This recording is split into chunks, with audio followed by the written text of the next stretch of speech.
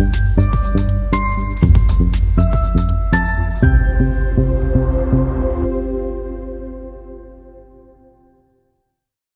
बीच लोकप्रिय युवा किसान नेता जो हमारे लोगों के साथ उनकी समस्याओं को लेकर जमीनी स्तर पर खड़े रहते हैं, गांव-गांव जाकर जन चौपाल लगाना, उनको जागरूक करना, उनके अधिकारों के लिए लड़ना, हमेशा किसानों और युवाओं के बीच रहकर उनके हित में काम करने वाले जिला पंचायत एर के सदस्य पद के प्रबल दावेदार पुष्पेंद्र राजपूत के साथ हमारे चैनल के जिला ब्यूरो चीफ धर्मेंद्र राजपूत के साथ एक एक्सक्लूसिव इंटरव्यू देखिए। 80-90 होने वाले हैं।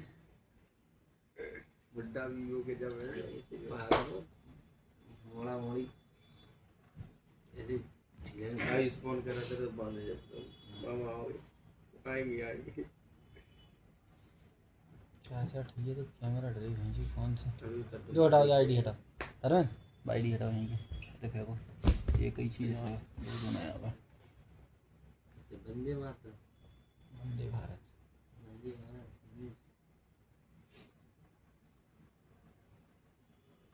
आवाज़ थोड़ी टाइट राघवेंद्र की तरह अपनी मस्त।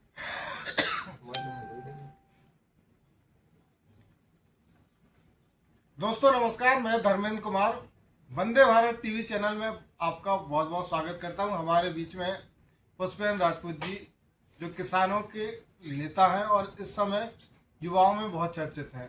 किसानों के लिए बहुत संघर्ष करते हैं। आइए उनसे जानते हैं कि वो क्यों इतना संघर्ष किसानों के लिए कर रहे हैं और आखिर उनका लक्ष्य क्या है, उद्देश्य क्या है। और पहले उनका परिचय जान लेते हैं। क्या नाम है आपका? नमस्कार धर्मेंद्र जी, सबसे पहले मैं आपको धन्यवाद देता हूँ वंदे भारत को। और मैंने हमेशा चाहा है कि क्योंकि देखा है कि क्षेत्र में जिस प्रकार हमारे किसान हैं, क्योंकि हम भी एक किसान परिवार से हैं और बहुत बड़े किसान नहीं हैं, मिडिल क्लास के किसान हैं, तो किसानों का दर्द एक किसान ही व्यक्ति जान सकता है। मैंने ये देखा कि आप हमेशा रात में 11-11 बजे तक किसानों के बीच में रहते हो, उनकी समस्याएं सुनते हैं। आजकल देख रहे हैं किसानों को खाद की लेके, उनके बीमा को लेके और उनकी फसल का सही मूल्य नहीं मिल पा रहा। तो आप समाज के बीच में रह रहे हो, क्या कारण है? कहीं ना कहीं कुछ कमियां हमने प्रयास किया है कि किस प्रकार हमारे किसानों के बीच में छोटी से लेकर बड़ी योजना तक पहुंचे, क्योंकि हम देखते हैं पिछड़ा गांव ऐसे ऐसे गांव हैं जो विकास खंड अपोर के, चाहे वो ददरी ले ले, टीकर ले ले, कोरोना ले ले, कोई भी गांव नदी किनारे के ले ले, कोई भी सरकार की योजना वहां तक पहुंच ही नहीं पाती है। जो भी पहुंचती है सिर्फ विभाग तक पहुंचती है और कागजों में सब प्रकार से खाना पूर्ति होने के बाद लाभ लोग तक नहीं पहुंच पाते। तो हमारा प्रयास यही रहता है किस प्रकार लोगों तक पहुंचे, जन चौपाल किस प्रकार हम लगाएं, छोटी से लेकर बड़ी योजना किस प्रकार सरकार जो भी योजना दे रही है और किसानों तक पहुंचे।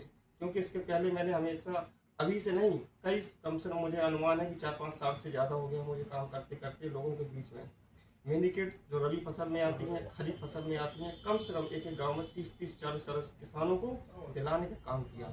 और तो छोड़िए जो सब्जी के बीज आते हैं उद्यान विभाग से कम अभी तक कोरोना है, खरका है, टीकर है, ददरी है, ऐसे गाँव में जो सब्जियाँ उपज करना चाहते हैं किसानों को कम से कम 20-20 हज़ार का बीज किट बिल्कुल निःशुल्क प्राप्त कराने का काम किया। अच्छा, मैंने देखा कि जिला पंचायत क्षेत्र एर से आप अपने इस बार दावेदारी प्रस्तुत कर रहे हैं। युवा भी आपको इस समय ये देखना चाहते हैं, तो क्या आपकी तैयारियां हैं, कुछ बताएंगे? मैं भी चाहता हूँ कि हर क्षेत्र में युवा आना चाहिए और आज का समय युवाओं का है। मेरे साथ क्षेत्र के सभी अधिकतर युवा पढ़े लिखे भी हैं। मैं क्योंकि लखनऊ से पॉलिटेक्निक यूनिवर्सिटी से पढ़ा हूँ और यहाँ से राधा कृष्ण इंटर कॉलेज से भी किया है, तो मैंने देखा है कि अपने क्योंकि क्षेत्र में रहा हूँ तो किस प्रकार हम लोग किसान हैं। किसान अपना पूरा जो भी खर्च चलाता है, बेटियों की शादी करता है, लड़कियों की शादी करता है तो केसीसी उठाता है। जब केसीसी उठाता है तो अपनी शादी जिस प्रकार करता है तो सिर्फ एक दर्द किसान ही जान सकता है। व्यापार बिजनेसमैन कभी नहीं बता सकता कि एक किसान का दर्द क्या हो सकता है। आज देख लीजिए खाद की समस्या अगर हम लेके कितनी दिक्कत हो रही है, तो खाद के लिए अगर हम देखते हैं कि कम से कम 5-5 बजे तक सुबह लाइन लगते हैं और शाम तक उसको निश्चय नहीं है कि खाद उस एक घर तक शाम तक पहुंच सके। जनता अगर आपको चुनती है तो कौन कौन सी ऐसी चीज़ें हैं जो आप नहीं करेंगे? जो कि युवा है, लोग युवाओं में भविष्य देखते हैं, तो कौन कौन सा बदलाव लेके आप आएंगे?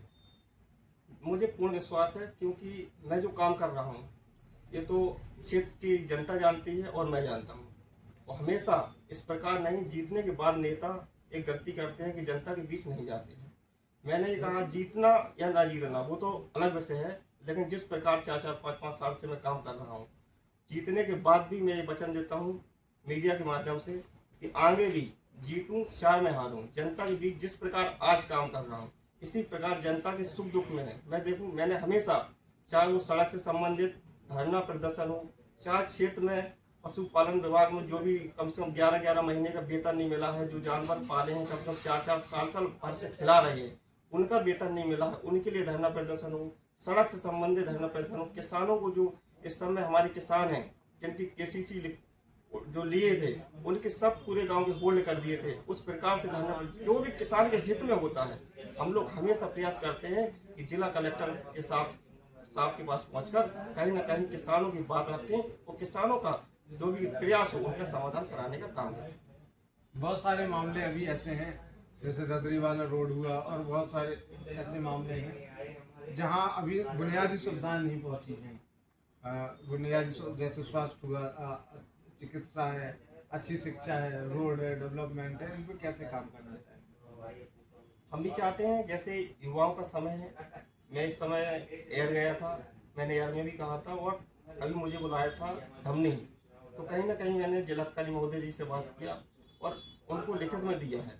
मैं उनका इस बात पर धन्यवाद दूंगा क्योंकि उन्होंने एयर और धमनी में मेरे पास खुद तहसीलदार साहब के और रवि लेखपाल जी हैं जो धमनी से, उनका फोन आया है कि पुष्पन जी जब आप चाहो, जो गवर्नमेंट की ग्राम विकास जगह है, ग्राम विकास उस जगह आप ग्रामवासियों को बुला के हम आप सब जगह जहाँ सब सार्वजनिक जगह हो वहाँ निकालने का काम करें, जिससे युवाओं के लिए आगे उनका भविष्य बनने के लिए जो खेल कूद का मैदान हो उसको हम लोग किस प्रकार निकाल सकें।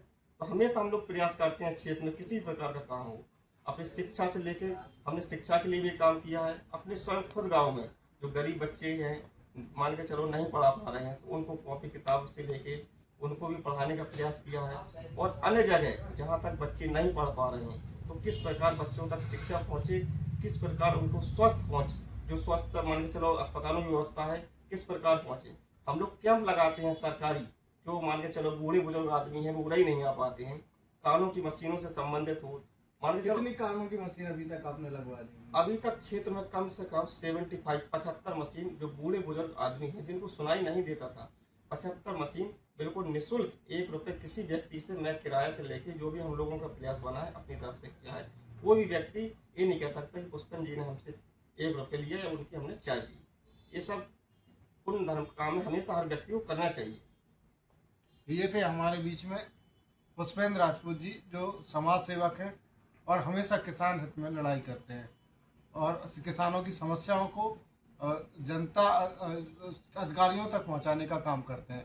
वंदे भारत के साथ देखते रहिए धर्मेंद्र कुमार के साथ।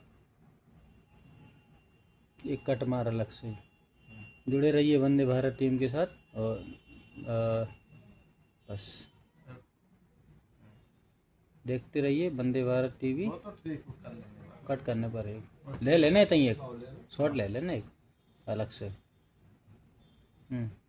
तो ऐसे ही खबरों के साथ के लिए जुड़े रहिए वंदे भारत टीवी के साथ धर्मेंद्र कुमार। ठीक, इतनी आवाज़ों में डाल देगी ना। कितने मिनट का है? 8 मिनट हुआ।